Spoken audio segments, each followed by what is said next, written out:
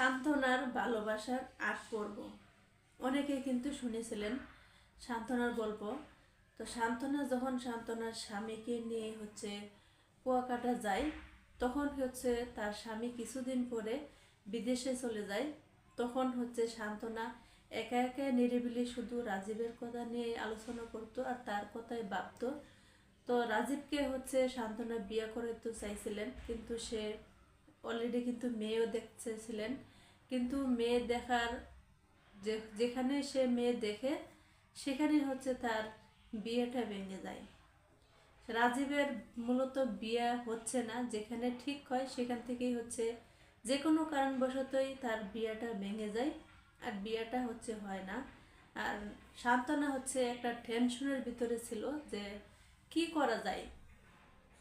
এখন রাজীবের জীবন তার বাঁচাইতে হবে, আর রাজীবের জীবনের জন্য সান্ত্বনা নিজেকে দায়ী করত, যে আমার জন্য হয়তোবা তার জীবনটা এরকম চিন্তা ভাবনা কিন্তু সান্ত্বনা করত।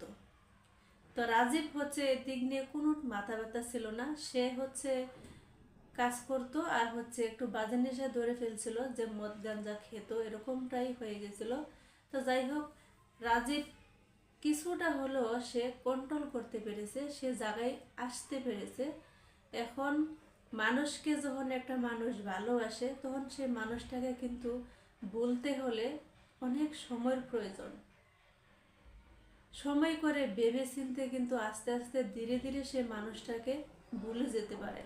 চাইলেও কিন্তু হট করে কিন্তু একটা মানুষকে ভোলা যায় না, যেরকমটা সান্ত্বনায় পড়ে গেছিল একটা ঝামেলার মধ্যে। তো যাই হোক, ও সান্ত্বনা কিন্তু অজস্র পরিমাণ চেষ্টা করত রাজীব ভালো থাকার জন্য। সে চাইতো যে রাজীব ভালো থাকুক, অথচ সান্ত্বনাও কিন্তু সুখে নেই। সান্ত্বনা কেন সুখে নেই? টাকা পয়সা কোনো অভাব ছিল না, তারপরেও কিন্তু সে সুখে নেই। কেন নেই?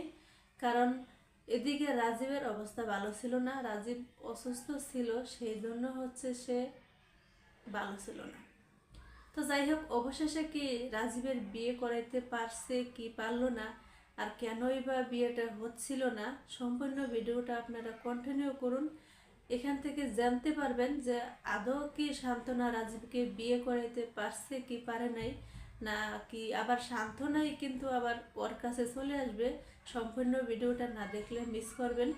সম্পূর্ণ ভিডিওটা দেখতে থাকুন, ক্লিয়ার করে আমি সবাইকে বলবো যে সান্ত্বনাই কি রাজীবের কাছে শেষ পেশ চলে আসলো, নাকি আবার তাকে আবার বিয়ে করাইতে পারছে। সান্ত্বনা কি সার্থক হলো নাকি হতে পারলো না, সব কিছুই কিন্তু জানাবো। আমার শরীরটা তেমন একটা ভালো নেই, আজকে ঠান্ডা লেগেছে, হালকা একটু জ্বর, তাই আজকে ভিডিওটা লম্বা করলাম না। পরবর্তী পর্বতে আপনাদের সব কিছু ক্লিয়ার করবো। ধন্যবাদ সবাই, ভালো থাকবেন, সুস্থ থাকবেন, আল্লাহ হাফেজ।